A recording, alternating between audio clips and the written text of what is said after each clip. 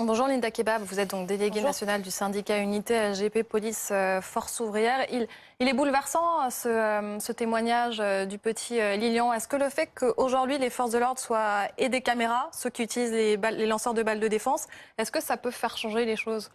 Ça peut améliorer les choses, mais ça ne changera pas la souffrance de cet enfant. Enfin, il a 15 ans, il est blessé.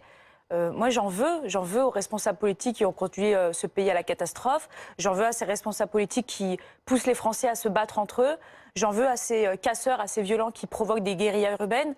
J'en veux à ce système qui veut qu'aujourd'hui, on a des policiers qui répliquent en légitime défense. La mère de Lilian l'a dit il y a quelques jours. Elle croit clairement à la version de l'accident. Malgré tout, elle dépose plainte et c'est normal. Elle doit déposer plainte pour avoir l'émergence de la vérité. Mais moi, depuis le début, ce que je dis, c'est que les policiers ont droit à un procès, comme tous les concitoyens. Le pire des criminels en France a le droit à un procès.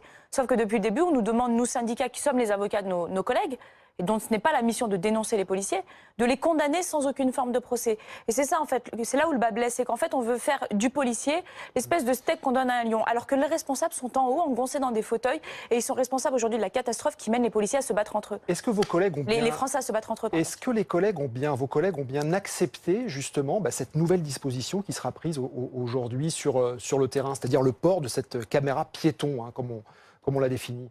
Dans l'absolu, ils la prennent assez positivement, même s'ils ont le sentiment de défiance de la part de leur autorité, de ministère de tutelle.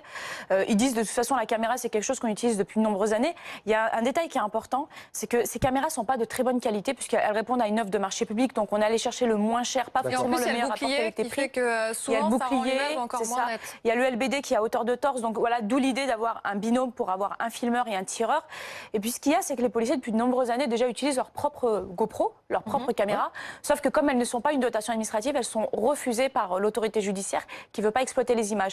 Donc on a un peu une situation ubuesque avec des policiers qui déjà depuis longtemps disent que la caméra est nécessaire et pourtant elle n'est pas utilisée. Mais est-ce qu'il faut changer les LBD, les lanceurs de balles de défense, réduire peut-être le diamètre, réduire la puissance? Est-ce que vous pensez que c'est sur ce point-là qu'il faudrait travailler? Je pense que c'est sur de nombreux points. Il y a le débat sur la faillite pénale, puisqu'on a des casseurs aujourd'hui qui viennent, qui prennent le métro, qui cassent, qui violentent, qui agressent et qui repartent tranquillement pendant que des manifestants pacifiques sont blessés. Il y a aussi le problème technique du LBD, évidemment. Il y a deux cartouches qui sont distinctes, je vais faire très brièvement. Il y a celle qui est utilisée par les CRS, qui est très précise, mais très impactante, très blessante. Et celle qui est utilisée par la sécurité publique, qui est souvent mise en avant, notamment dans ces accidents, qui est très imprécise. On peut avoir jusqu'à 40 cm d'imprécision. Ajouter à ça l'absence de visée, puisqu'on est dans des tirs de riposte. Et c'est ce qui conduit à ces catastrophes. Donc évidemment, on peut débattre sur le LBD 100 ans. Moi, je ne suis pas l'avocat du LBD. Bon. Les collègues n'ont pas d'action chez les fabricants de LBD. Moi, je suis juste là pour parler au nom des policiers. Pour ce qui va se passer ce week-end, est-ce que vous pensez que le port justement de cette caméra va influer sur, on va dire, la prise de décision du personnel qui est engagé donc, dans ces opérations de maintien de l'ordre, dans la capacité qu'il a à tirer ou non? Oui et non. Depuis nombreuses années, avec l'émergence des smartphones et puis la condamnation a priori des policiers, et d'ailleurs c'est ce qu'on voit ces dernières semaines, il y a les policiers qui réfléchissent à deux fois avant de faire usage de leur arme.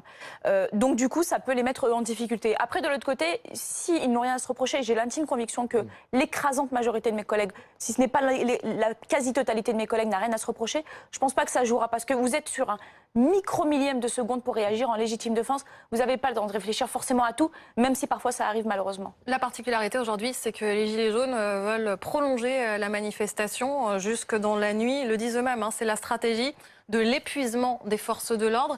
Elles en sont où, les forces de l'ordre aujourd'hui? Elles sont déjà épuisées? Elles sont évidemment totalement épuisées. Malgré tout, elles répondront toujours par loyauté et puis parce que c'est le devoir républicain d'aller protéger nos concitoyens. On sait que la manifestation nocturne n'est pas déclarée puisqu'elle ne peut être que refusée par le préfet de police pour des questions de tranquillité publique. Donc du coup, le souci, c'est qu'on ne va pas être sur une gestion de maintien de l'ordre classique, mais une gestion d'attroupement. Et c'est là où les manifestants se trompent, c'est qu'en fait, d'un point de vue pénal, je parle vraiment d'un point de vue juridique, c'est qu'une manifestation déclarée, c'est du maintien de l'ordre. Une manifestation non déclarée, c'est un attroupement et c'est sous le coup de la loi. Et c'est ce qui fait que la gestion est différente. Mais la responsabilité revient encore et toujours aux politiques, représentées notamment par les préfets. Linda Kebab, merci beaucoup d'avoir été avec nous donc, au matin de cette nouvelle étape de la mobilisation des Gilets jaunes, 11e samedi. Merci à vous. Tout de suite, la culture. Retrouvez toute notre actualité sur videopolice.com, la chaîne YouTube d'Unité SGP Police.